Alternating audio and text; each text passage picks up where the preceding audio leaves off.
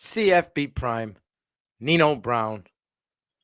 Shh, blow the damn whistle. We talking Nino Brown's top 25, aka the smoke list. As I'm not your normal list, I'm coming with different things gonna get people fired up, aka the smoke list.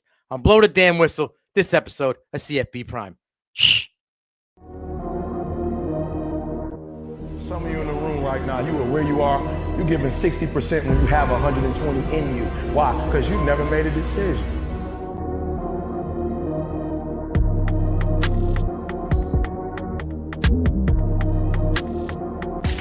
There's those of you in this room, you already there. Your problem is this is stuff you don't want to give up to go.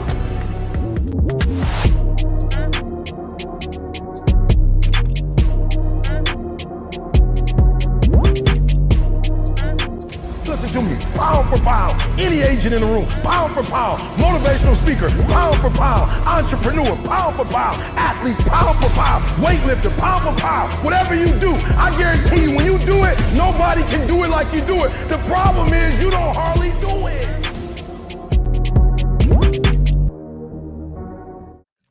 CFB Prime, I'm your host, Nino Brown. We're going to be talking about Nino Brown's top 25 preseason list, aka the smoke list. I call it that because you know me, I take on all smoke, but this is a hot fire list. When we get to the bottom, some people aren't going to be happy. Maybe when we talk about the top 5, people aren't going to be happy.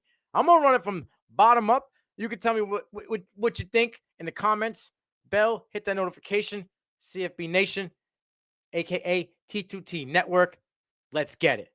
At 25, I'm going with the Liberty Flames. Okay? You got Coastal Carolina head coach transfer over here, Jamie Chadwell. He knows how to win. He knows how to bring a high-paced offense to a football team. He knows how to put points on the board. He knows how to make young boys men. Liberty Flames flirted a little bit in talks last year, the top 25.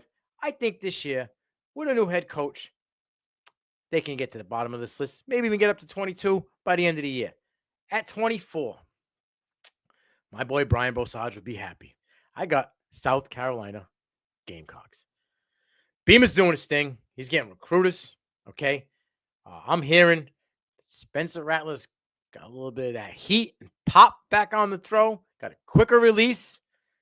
The talk out of South Carolina right now is Juice Wells at the wide receiver position.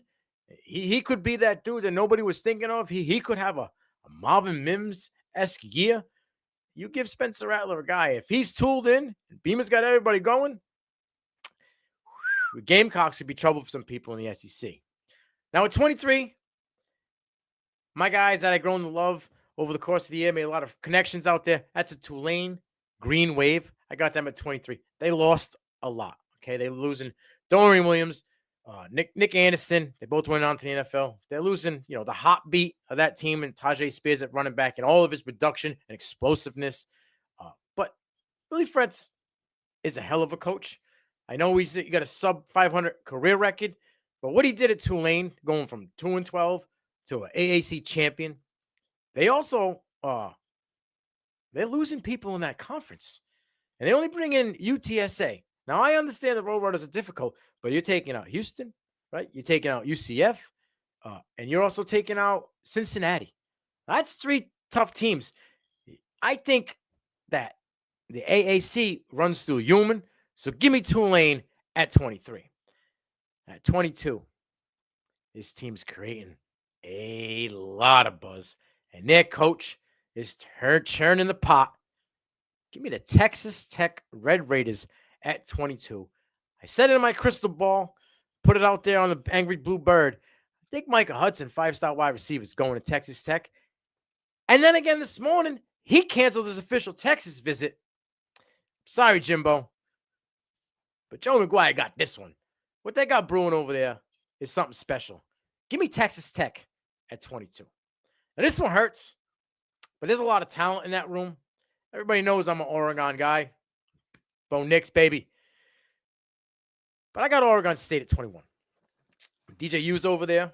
You got Aiden Childs over there. Unbelievable QB, young recruit.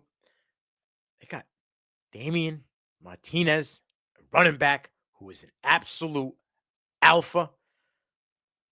They won a game against my Ducks where they only threw the ball 6 times. And I'll forever remember that because it burns a hole in my brain. But a team that can do that, and you're adding more talent around them, especially on the defensive side of the ball, the good coaching staff, give me Oregon State at 21. At 20, and I think that they could climb, all depends on who's the starting quarterback, what Lane Train is going to put out there. If Judkins can replicate what he did last year, at 20, give me the Ole Miss Rebels, okay? I think Lane Train's got something special brewing. Like I said it was in previous episode of Debbie Dollins. If you didn't see it, go back and check it out. I just did that with my man Dino. They brought a Walker Howard, LSU transfer. So for some reason, Mr. I Makeup Jackson doesn't fill out to what we want him to be. They got a dude, that guy Biff from Back to the Future, Walker Howard. He can be a guy to lead that team. Now listen, they brought in Zachary Franklin, UTSA, absolute alpha wide receiver. Dude just puts up astronomical numbers with Frank Harris for 2 years. Okay, hit the portal, went to Ole Miss. They brought in Trey Harris, an absolute stud wide receiver from La Tech. This dude had almost close to 1,000 yards, almost double-digit touchdowns. He's a dude, right? He's a yak guy. He's at A-dots off the roof, 10.6 A-dot. Catch him downfield all day. Give me Ole Miss at 20. At 19, got Kansas State. At 18, got UNC. And a lot of people probably aren't going to be too happy about having the Tar Heels at 18.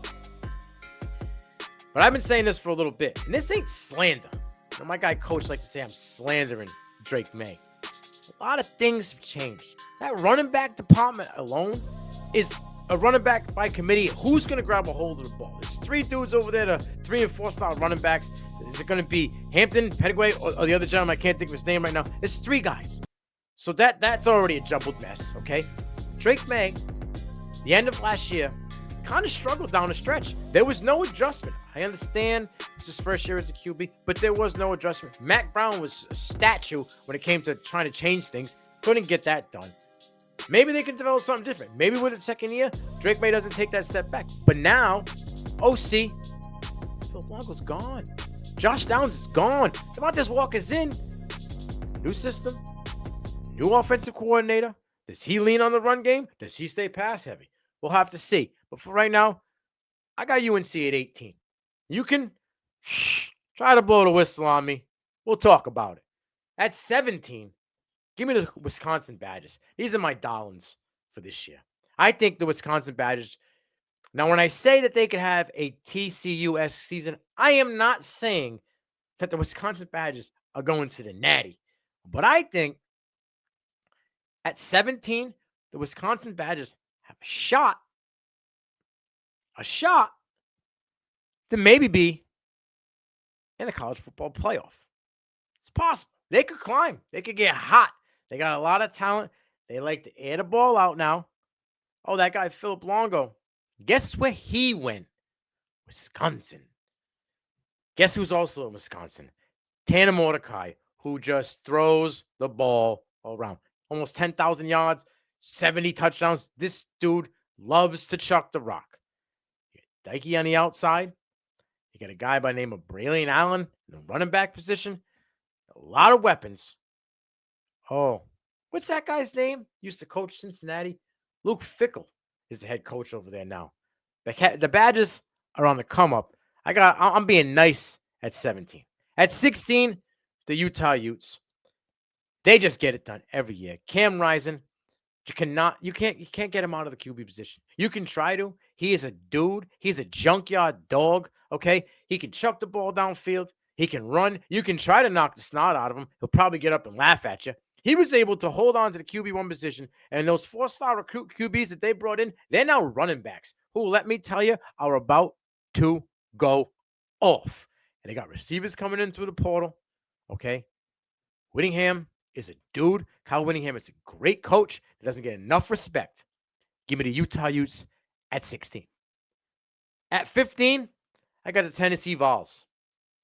And that's about as much respect for Joe Milton as you're getting out of me. Okay? It's more respect for Josh Heupel and what he can do. This is probably the best QB-friendly, unique offense in college football. Everybody wants to talk about, woo, he got a strong arm. He just damn near threw it 80 yards, and he hit that golf cart. That's cool. That golf cart's a lot bigger than a wide receiver's hands. Can he do that downfield? Because he didn't do that in Michigan. And he couldn't do that in spring practices when Hendon Hooker was there. Maybe now he can do it, but we'll have to see. But my boy Jason, prospect scout on Twitter, he had a good point. Joe Milton looks good throwing the ball deep, but so did Cardinal Jones. We all know where he went. But don't sleep on my guy Squirrel White. He's a wide receiver. If Joe Milton can put it together, because if he can't, Nico Iamaleava will find my guy Squirrel White down the line. Squirrel White have a big breakout season. He gave you a little taste at the end. He's going to give you more. Give me Tennessee Vols at 15. At 14, Boomer Sooner. Give me Oklahoma Sooners. Dylan Gabriel needs to step up because Jackson Arnold's breathing down his neck. Okay? Last year, injuries, things didn't always work out. Offensive line wasn't as good as it needed to be. Eric Gray's gone. He got a dude, Gavin Sawchuk, who got speed and moves. They got a full backfield. I think Sawchuk can be a weapon out of that backfield. Mims is gone. But Farouk, he's a guy. I think what Venables does on the defensive side, what he's done in this recruiting is absolutely amazing. Peyton Bowen, dude, they are killing it in the recruiting department. They have a complete lineup. Can Dylan Gabriel put on his big boy pants? I said this last year, and my producer and co-host at the time, KT, said, got hot with me. He's a Dylan Gabriel guy. But I need him to put on his big boy pants. He put one leg in, and that was about as far as he got last year. Let's pull him all the way up, zip it, button that fly, strap that belt on, and let's bring Oklahoma into the top 10 this year. At 13, this is the team that's got all the eyes on him, especially Captain McDonald's, the Nugget guy, Urban Meyer. Give me Texas Longhorns at 13. Shock, got all the eyes on him. Manning coming in with Arch. Malik Murphy going off in the spring. With buzz of Quinn Ewers, possibly top 3 QB in this class. They're loaded at all positions. Wide receiver department is filthy. A.D. Mitchell, Jonte Cooks. I mean, they also have Worthy on the outside. They have the gentleman from Wyoming who was hurt last year, Neymar. They got talent everywhere. The running back is the only thing, but you're bringing in freshman 5-star Cedric Baxter Jr. If Jadon Blue can't do it, you got dudes. There's another gentleman there as well. You got a dude in Cedric Baxter Jr. that can get it done. Who takes over for Demarion Overshawn at the linebacker position? Freshman Anthony Hill is going to take over. And he's probably going to be just as good this year, if not better. 5-star linebacker, that dude eats. If you ever watch the program, my boy Latimer, you're looking at Anthony Hill. Gets downhill quick, destroys QBs, menace in the backfield. Give me the Longhorns at 13. I got a prediction at the end of this. It's going to rouse some people up. At 12, I got the Washington Huskies. Michael Penix Jr., Romeo Duze, Jalen McMillan, Jalen Polk. They got dudes on the offense. Dylan Brooks in the backfield, pass catching back, Mississippi State, dudes. At 11, Notre Dame, Sam Hartman. An extremely surprising, good wide receiver group. You got Tobias Merriweather. You got Greathouse. They just brought in recruit Micah Gilbert. They're growing in the wide receiver department. Hartman is ready to go off. Hartman made their guy, Tyler Buckner, kick rocks real quick after that spring game. Give me Notre Dame at 11. At 10, Captain Cupcake schedule, the Clemson Tigers, and the old man, Dabo Swinney.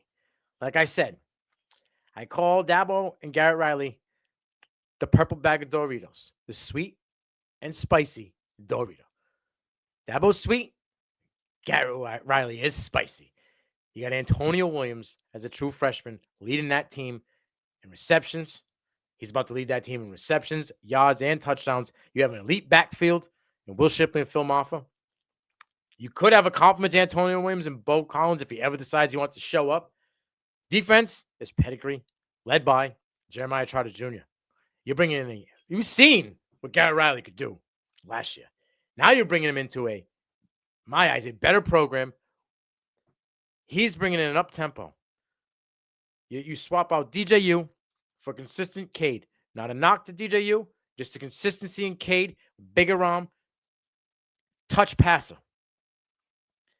Garrett Riley's going to let a fire on this Clemson offense that they haven't seen in a little bit.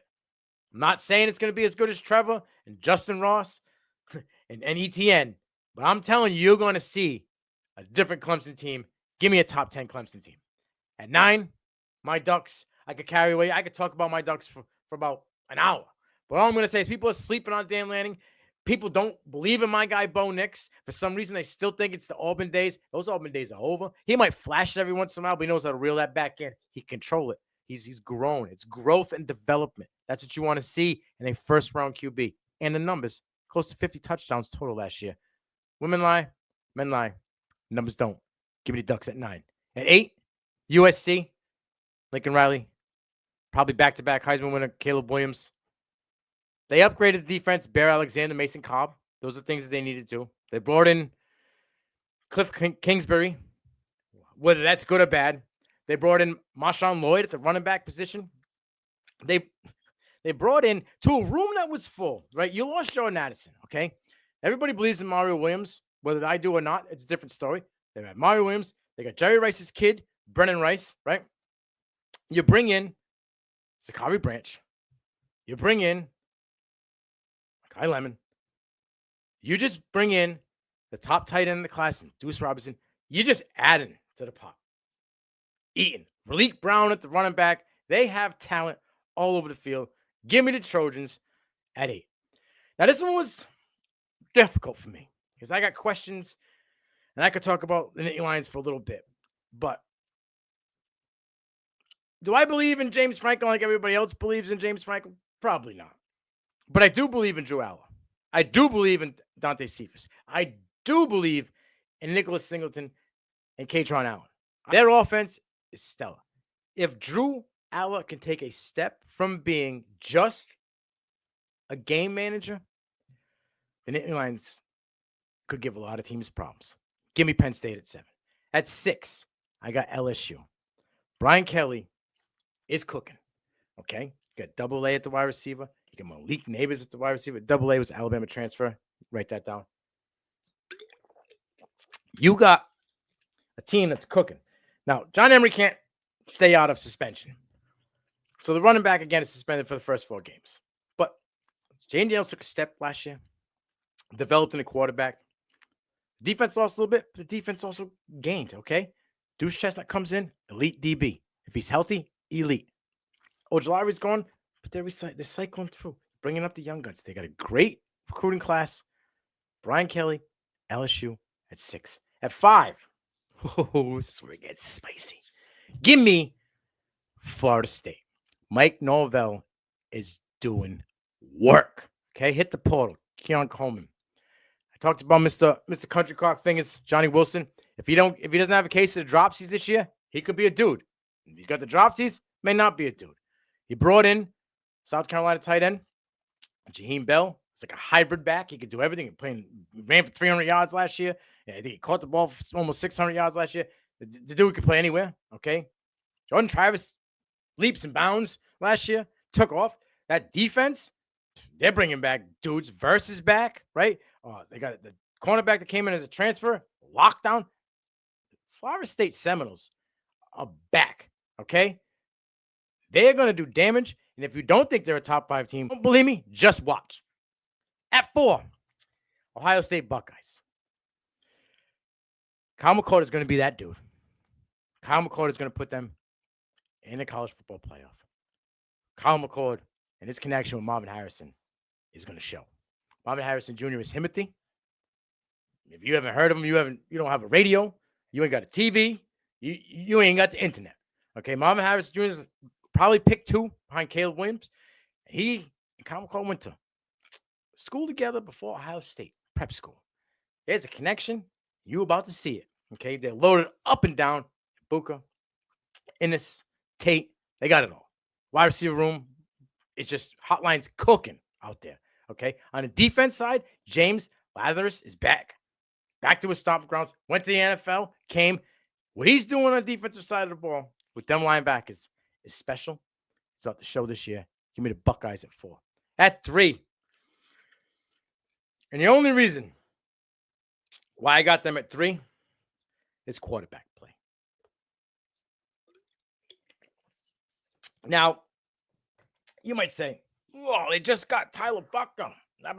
I got no faith in Tyler Buckner, okay? And I don't got no faith in Ty Simpson. But I know true freshmen don't stop for Nick Saban.